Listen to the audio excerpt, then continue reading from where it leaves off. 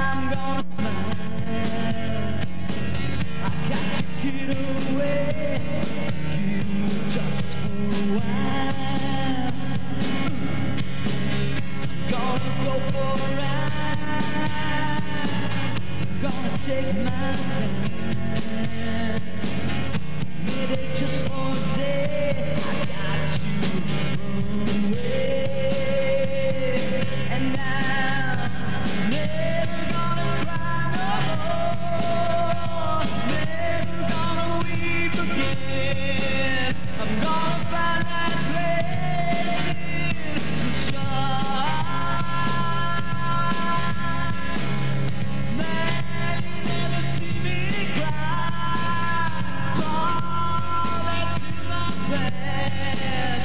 I'm gonna find that place in the sun. Hi, welcome to this week's Sam Show.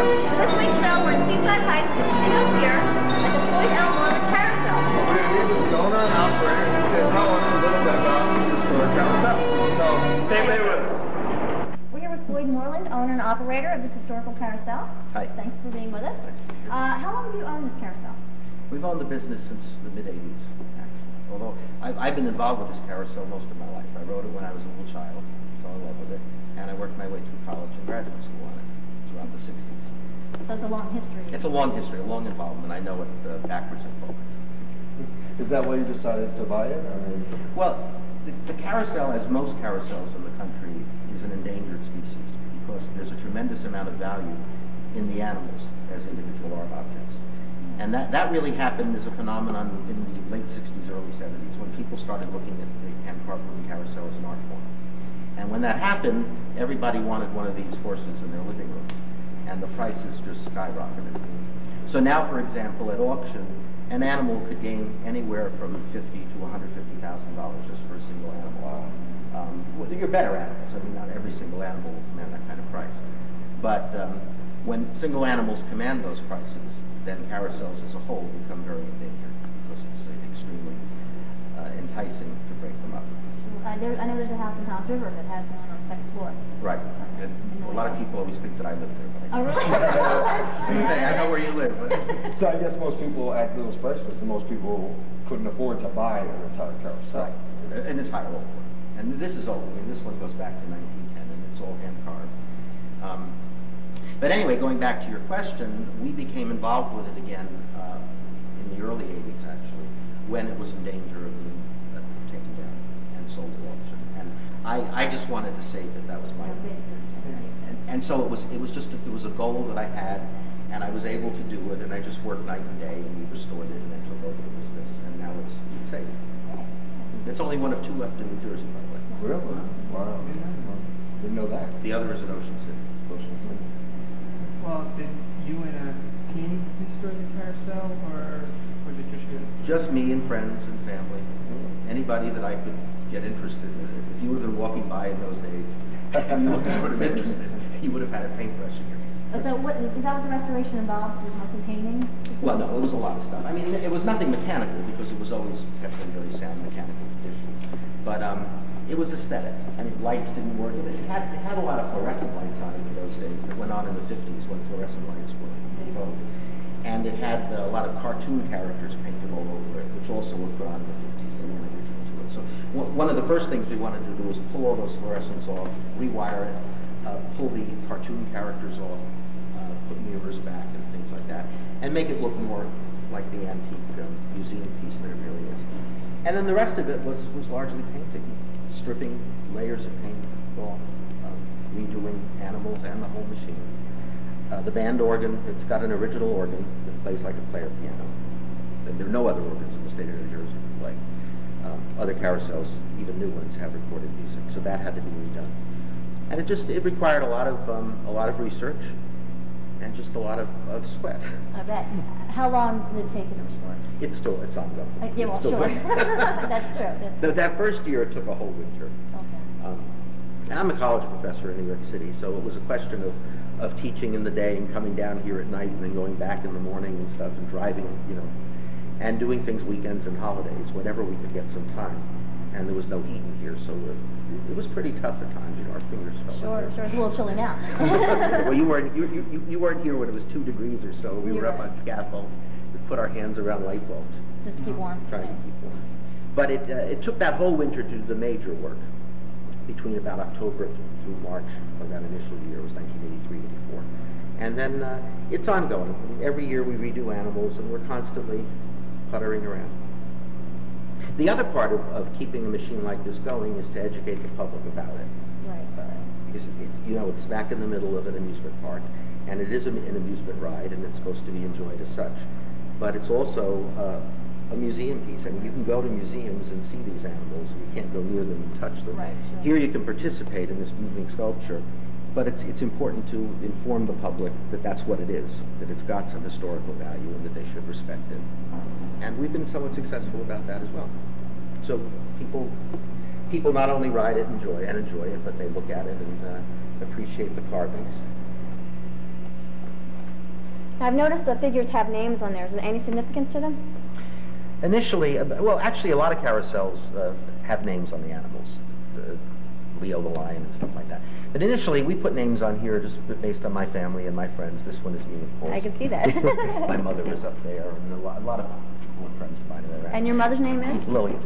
She's up there. My stepfather's right behind her, chasing her. It's Howard. Howard? Oh, Never catches her. That's my stepfather's name. Really? Yes, it is. My mother sells tickets here in the summertime. She always tells kids, if you want to go on the fastest horse, pick Lillian. Because Howard chases her and can never catch her. Oh, that's cute. That's cute. I like that. But actually, other names are sort of interesting. 17 of the animals on the merry-go-round are privately sponsored, which means that people have come to us and have asked if they could pay for the revitalization of an animal.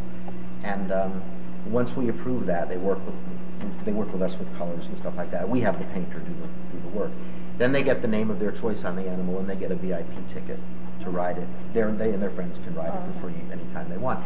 The nice thing about that is it enables people to have a special attachment to the carousel. Sure. And that's very important, because it should be a kind of community effort to keep this thing alive. Right, sure. And there are some people, if we walk ahead, this lion, Mr. A, the Lacey Lions, that's Mr. Adamski, Mike Adamski, who's the principal of Lacey High School, runs this 3 nights a week in the summertime. And he had this animal redone 2 years ago, so he's the sponsor of it. And that just shows his commitment to it. Does he run it just to be something to do, just to run He it? enjoys it. It's a way to get him out of all the problems and tensions of his job, which is why I do this too. That's always why I like to run the merry-go-round. It got me away from the university and all the problems and tensions there. It's a kind of fantasy world. And that's why I think a lot of people ride carousels. Sure. That's why little kids do and why older people do. In the middle, you sort of lose that touch with fantasy. Right, right. You know. Do you find a lot of adults ride on the carousel? Yeah, mostly older adults. I mean, children, of course, are always mesmerized as it turns. And then you see that kind of mesmerization, if there's such a word, come back with older adults when they get on. Okay. You can sort of see in their eyes that they're reminiscing. And I do that now. I'll come and ride a carousel wishing I was a kid again, you know? So I guess I'm a little older than I should be, but I like riding it myself. But there's a problem when you grow out of riding carousels. Right. We need more of those. And there's a lot of interesting things about the animals. You can see, these are all hand-carved, and they were all hand-carved around 1910 by immigrant furniture makers, really. This one was carved by William Dentzel, who immigrated to Philadelphia. And in addition... I like Philadelphia, I'm sorry. But that's where this carousel came from. And in fact, the building that it was built in, born in, is still there. Is it in Philly? Yeah, in Philly. And A Good Day Philadelphia did a piece on us this past summer. And after they filmed here, they went to Philadelphia to find the building in Germantown. Okay. And they found it. And there was a very interesting story. There's a pizza parlor in it and a cleaning establishment owned by a Korean woman.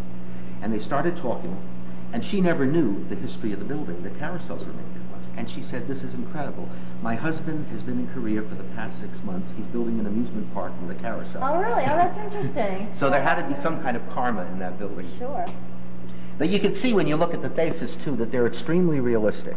The eyes are all glass. They're imported from Italy. And if you look at the eyes of all these animals, the expressions are all different. Right. I mean, so there's nothing that comes out of a mold in these animals. And you can even see the veins in there. Sure. Now, over the years, these things have had so many layers of paint that some of the fine details have been lost. But if you look, you could still see a lot of them. Now, is this paint different from what they originally used? Like, what is the difference? Because the original paints had a very heavy lead base in it, and the reason for that was that lead paint dries very quickly, and it's very durable. And drying quickly is important for the painter because you want to do contiguous colors, and if a color is wet, you can't do that without it all smudging up. So this paint is very, and by the paint that we use on here, it's hit or miss. Each year we experiment with a different kind of paint. We're not doing any kind of professional restoration here. To restore one of these animals professionally could cost $10,000, $15,000. What we're doing is applying what's known in the trade as park paint. I mean, we're trying to make it look as aesthetic and as pleasing as possible, and we're trying to make the ride be as inviting as possible. But we also want the animals to be durable and to stand up to a lot of wear and tear. So there's nothing professional about this, and consequently, we try to choose the paints that are going to stand up the best. Sure, yeah. One carousel owner that I know down south uses automobile paint and says it's extremely good. We've never tried it yet. Really? Automobile paint? Well, I guess because that has to be durable and yeah, right, true. I've noticed, which I didn't notice before, there's a lot of unique characteristics about saddles on some of the figurines. Is there a reason for that? It's just a question of ornamentation. 11 of them have eagles, for example, on the saddle. And this was very typical. You see one over here. It was very typical of Dentzel carvings and also of Looff carvings. Those are two different carvers, William Dentzel and Charles Looff. Here you see those. The carousel as a concept actually came into its own in the Middle Ages. In the form of medieval jousting matches. And in the Middle Ages, there were wooden platforms with wooden horses on the side that would be turned around, and knights would sit on them and have spears and try to lance rings as they went around. Okay, I've seen that on TV. Okay. And that's the genesis of the brass ring in more contemporary carousels, where you catch the brass ring and get a free ride. And in many of those jousting matches, the knights would dress up in very colorful costumes, and even their horses would wear very colorful trappings. And that's the whole genesis of the ornamentation of carousels. You'll also notice that a lot of the ornamentation is only carved into one side of the carousel. I don't see on this side any jeweled animals, but there are a few on the other side. But when there are a lot of jewels, they tend to be on the outer side. That's called the romance side, because that's the side that the public sees as the carousel turns. And it would be very expensive. European carousels tend to have ornamentation on both sides, but American ones try to be a little more cost effective. Yeah, cost effective. Yeah. Those be the jewel ones that you're talking about? Well, there are some jewels there, but these aren't very heavily jeweled. And by the way, you'll see as you look at some of these inner ones, you could tell which ones have been redone and which haven't. I mean, these have been redone and those haven't. They still are. And that poor soul lost its leg on Labor Day weekend, so it's got to be doweled back in. Every time a leg or a tail or anything comes off, by the way, here, we do dowel the original wood back in, or if it's broken beyond repair, we have someone actually carve a limb, and then it gets doweled in. So we don't use any fiberglass or anything like that. Okay, we try to keep it as authentic as possible. Explain doweled in for me, just because I'm a girl. Well, it would have little pegs and then little holes in which the wood would just fit together and it would be glued in. So there'd be no nails or screws to hold it together, which would ultimately encourage the wood to rot. Right, so it's just like furniture making, where all the pieces sort of fit together like that. Right. On a lot of carousels, when things do break, the tendency is to put metal pieces through them, you know, to reinforce them. And we try not to do that. Although on a few of these, you'll see instances where that has been done. But eventually it'll be undone. Okay, now I don't know, this might have been covered before. Is it a special type of wood that's used? It's a light wood. Basswood is usually what's used, because the entire machine is suspended. There's nothing under the floor. It just suspends from the center pole in the middle, and weight becomes an issue. And so you want to have the animals as light as possible, so that the weight is not overburdensome. And is that what was originally used? That was what was originally used. And also basswood and woods like that tend to carve very easily. That would also be a consideration. You don't want something that resists the carving knife. By the way, this carousel is not a very ornamental carousel. It probably, when it was built, it came out of the factory as an economy model. Okay. I mean, there are carousels that are far fancier than this one. And then on top of that, it was partially destroyed in a fire in the 20s in its previous home. It was returned to the factory, and other animals were put on to replace those that had been burned beyond repair. So all these aren't the original? They're not the original ones that came with this carousel from the factory. That's how it became what we call a mixed machine. it shows more than one carving style. There are actually 5 carving styles on it. Oh, okay, and do most carousels only have one carving style? Well, a pure machine. I mean, if you have a pure Dentzel carousel or a pure Philadelphia toboggan carousel, I mean, then it all came from the same factory with the same master carver. But this one is a mixed machine, and as I said, we can identify at least 5 carvers on it. And that's because of that fire. Right. Now, where was the fire? At a place called Burlington Island Park. It was a fairly large amusement park on an island in the Delaware River. And you can still actually see some of the, under the brush, some of the foundations of the buildings from that amusement park. It's never been developed. Now, there's a Burlington, New Jersey. Is it toward It's that off the area? coast. Yeah, because I used to live down Camden, so that was Right. south of, okay. It's off the coast of Burlington. Okay, I never knew that. And that fire happened in the 20s. And this came here in 1928, having been refurbished. Okay, now I might have missed this. Where did it originally start? It was originally built in Philadelphia. And right, and then it went to... Well, as far as we know, it went to Burlington And Island that's where Park, it but emphasize the as far as we know. Oh, okay. Right. There's some missing history? Yeah, I mean, I teach Greek and Latin, ancient history, so we try to piece together the past. And it's the same with carousels, because in the beginning, carousels were an amusement ride. Well, they still are. And so nobody ever really thought to document. What happened? You know, and when the ride wears out, it's like an old car where you trade it in or something like that, and you get a new car. You don't document it and develop a history of it. And it was only in the 60s and 70s when people looked at it as something, as an art form that should be documented. And then it became a question of going back and seeing what you could piece together. But a lot of the pieces are missing. Okay, one more piece that I want to ask. Now, how did it come to Seaside? A developer brought it here. There was another carousel in Seaside. There still is down at the other end, although that's a new one now. The original one is gone. But that was the original amusement ride. The first one was put up in 1913 there, 7 blocks south. It was washed out to sea. And then another one was put up in 1917 there, and it burned down in 1955. Then it was replaced, and there still is a carousel on that spot. This one started, 20-some years after, or 20, 30 years after 20 years, I guess, after that one. So there were 2 carousels in Seaside. Interesting tidbit about carousels and their origins. Most carousels originally were owned by trolley companies.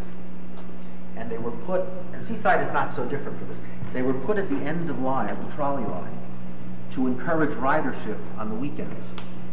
Right? Because people would commute on the trolleys all week, and then nobody would use them on the weekends.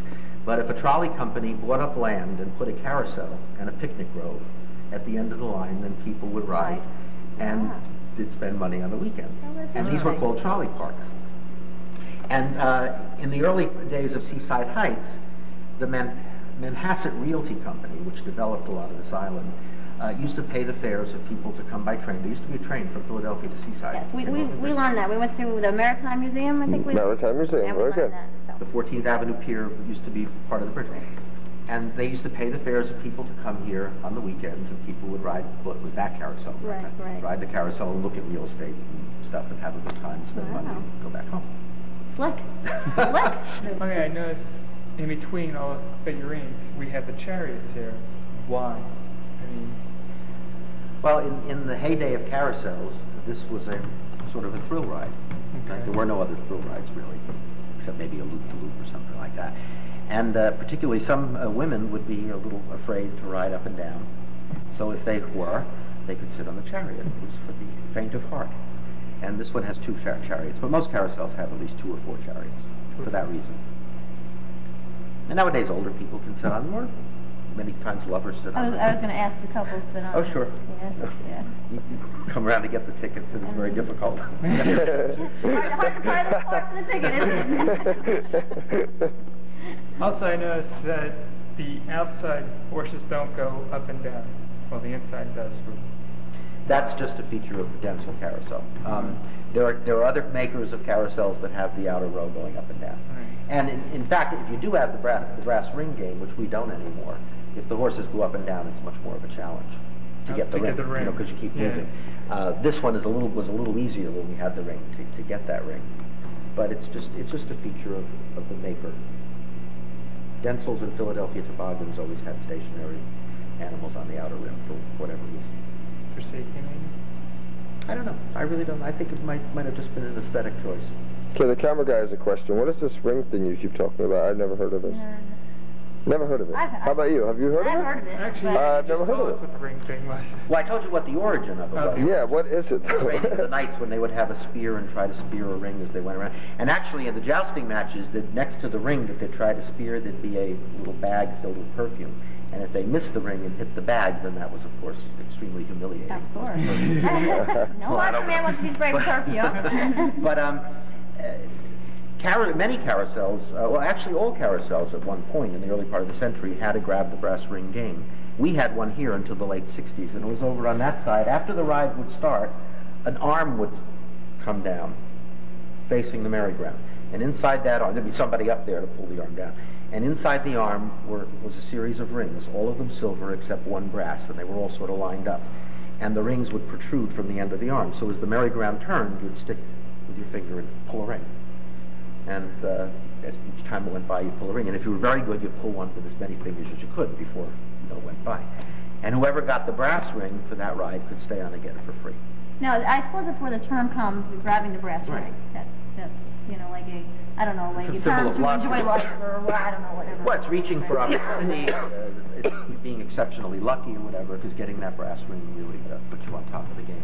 And then before the ride would stop, the ring boy who was up there on the pedestal controlling this would hold out a big basket, and you were supposed to throw the rings back in. Ring boy, that was kind of equivalent to the guys who used to have to put the pins by themselves in the bowling alley. Right. That kind of thing, right. I was a ring boy once here. It was sort of fun. But there's only one carousel, well, there are only two, I told you, in the state of New Jersey that are old. And the other one in Ocean City still has a ring game. And there might be a dozen in the country that still have ring games. Ah, but they have taped music, though. They're taking Yes.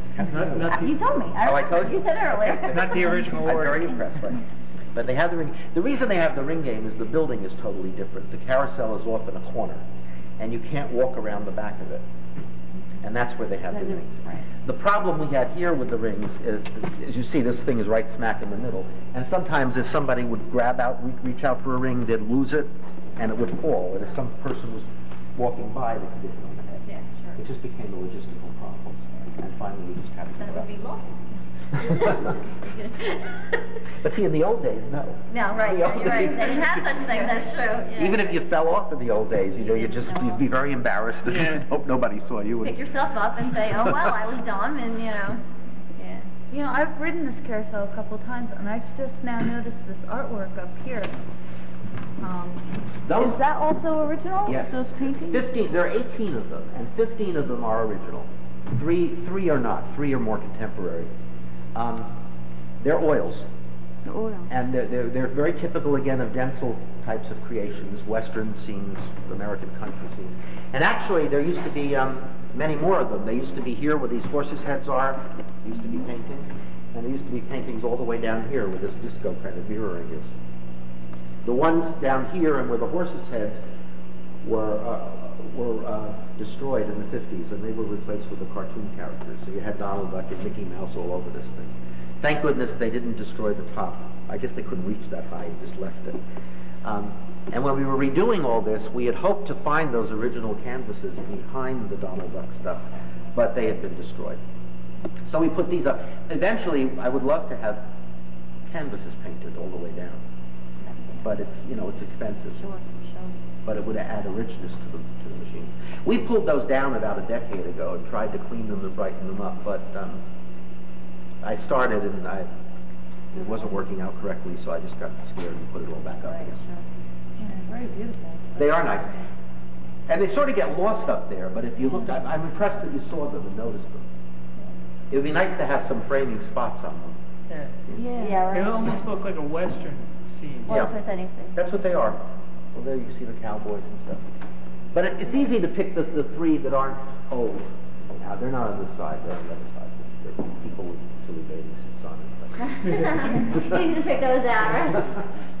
However, I would think it was like, I don't know, I don't want to use the word tacky, but to have the cartoon characters and then to have these nice, Well, I think I don't know. That was in the 50s, and I was a kid then.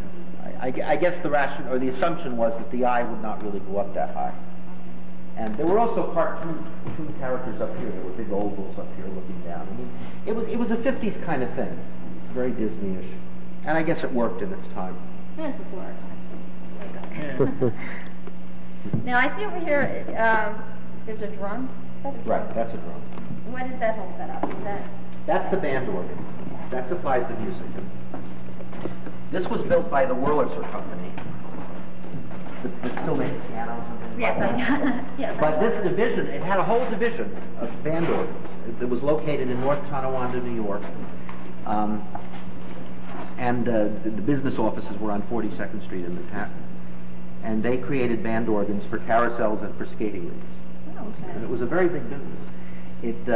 It went bankrupt at the time of the Depression. People stopped buying band They organs. couldn't afford it, couldn't And they? then also with the advent of the radio and other means of reproducing music, there was no need for band organs. But if you think in the 1800s, when there were no phonographs or anything like that, and you wanted to have music on a carousel or in a skating rink, how do you do it? Short of having a band, of hiring people to come and play, you have a band organ. This is this particular model was a fairly modest model. I mean, some of the larger ones they made actually had moving figures with an orchestra leader that would move and stuff and turn around and things like that. This one has the snare drum and the bass drum, and it has a little glockenspiel inside. A glockenspiel? Yeah, it's bell bars. Okay. There's 16 of the little hammers that Okay, hit on the... gotcha. And we keep it covered because you can't see the glockenspiel or the notes, the actual organ pipes, because the elements here will just cause it to rot. Sure. But this plays with perforated music rolls like a player piano, and it gives you that real tinny sound that you're supposed to have with a carousel. Now, does it play one continuous song, or are there different songs? No, each roll has about 12 songs on it, 10 to 12 songs. And there are 2 rolls, so it'll play continuously. One will automatically rewind when it gets to the end, and then the other will start. So it will play continuously. We used to have another organ here, too, with big brass trumpets, but that long since is gone, unfortunately. Well, that's all the time we have for this week's show. We'd like to thank Floyd for showing us around. Thank you. Pleasure. We'd like to invite everybody to come down and visit the Floyd Moreland Carousel. It's located on the Casino Pier in Seaside Heights. Right, it's open every Saturday and Sunday through the winter, and it'll be open 7 days a week come the summer, right? Yeah. Well, Thanks thank for you. being with us. Thanks. We'll see you next week. See you next week. Bye. Nobody wants to say the first goodbye.